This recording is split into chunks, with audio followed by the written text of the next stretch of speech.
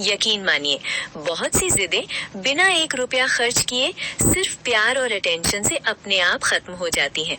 बच्चे को ये एहसास दिलाइए कि चाहे घर में कितने भी लोग हों, मम्मी पापा का प्यार उसके लिए कम नहीं हुआ है। जब बच्चा इमोशनली सिक्योर महसूस करता है, तो उसकी जिद अपने आप कम होने लगती है। छठी बात, समझाने के बाद भी जिद रहे तो बैठकर बात कीजिए।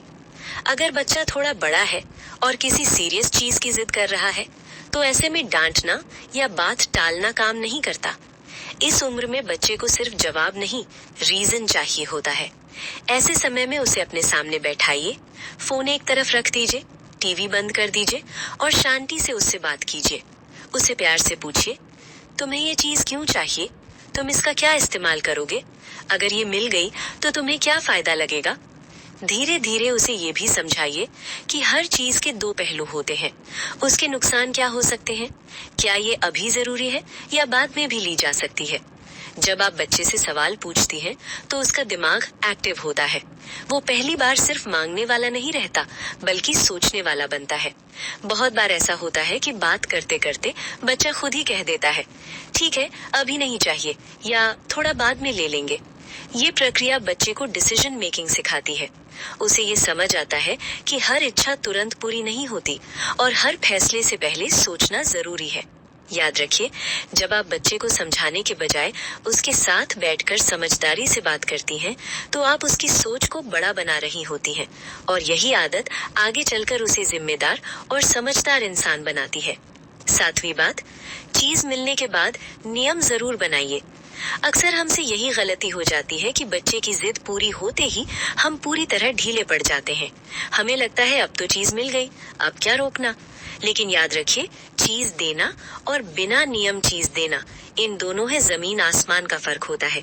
मान लीजिए बच्चे को मोबाइल मिला है, तो पहले ही साफ साफ कह दीजिए, ये मोबाइल तुम्हारा है, लेकिन इसका इस्तेमाल हमारे बनाए नियमों के साथ होगा।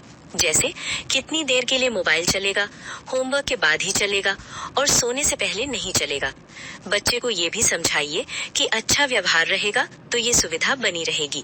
लेकिन अगर बात बात पर गुस्सा, जवाब देना या जिद शुरू हुई, तो वही सुविधा कुछ समय के लिए बंद भी हो सकती है। जब नियम पहले से तय होते हैं, तो बच्चे को ये नहीं लगता कि मम्मी पापा अचानक सख्त हो गए। उसे समझ आता है कि हर सुविधा के साथ जिम्मेदारी भी जुड़ी होती है। धीरे धीरे बच्चा ये सीखने लगता है कि आजादी का मतलब मनमानी नहीं होता, नियमों में रहकर भी खुश रहा जा सकता है। यही छोटे छोटे नियम बच्चे के अंदर डिसिप्लिन पैदा करते हैं और यही डिसिप्लिन आगे चलकर उसे जिंदगी में सही फैसले लेना सिखाता है। आठवीं बात, बच्चे वही सीखते हैं जो घर में देखते हैं। बच्चों को ज्यादा सिखाने की जरूरत नहीं पड़ती, क्योंकि वो शब्दों से नहीं, हमारे व्यवहार से सीखते हैं। अगर घर में हर बात पर ऊंची आवाज होती है, इमोशनल ड्रामा होता है या जिद करके अपनी बात मनवाई जाती है, तो बच्चा यही समझता है कि अपनी बात मनवाने का यही तरीका सही है। वो वही करेगा जो उसने देखा है, क्योंकि बच्चा वही दोहराता है जो रोज उसकी आंखों के सामने होता है। लेकिन अगर घर का माहौल शांत है, बातचीत से फैसले लिए जाते हैं और गुस्से की जगह समझदारी से बात होती है, तो बच्चा भी वही तरीका अपनाने लगता है। जब आप शांति से बात करती हैं, बिना चिल्लाए अपनी बात रखती हैं, तो बच्चा सीखता है कि बात मनवाने के लिए आवाज ऊंची करना जरूरी नहीं। याद रखिए, घर का माहौल ही बच्चे का पहला स्कूल होता है और मम्मी पापा उसके पहले टीचर। आप जैसा बर्ताव करेंगी, बच्चा वैसा ही बनना सीखेगा। इसलिए अगर आप चाहती हैं कि बच्चा जिद्दी नहीं, समझदार बने, तो सबसे पहले खुद उस समझदारी की मिसाल बनिए, क्योंकि बच्चे सुनते कम हैं, देखते ज्यादा हैं और वही बनते हैं जो रोज घर में देखते हैं। आखिरी बात दोस्तों, हर इच्छा तुरंत पूरी कर देना बच्चे को मजबूत नहीं बनाता।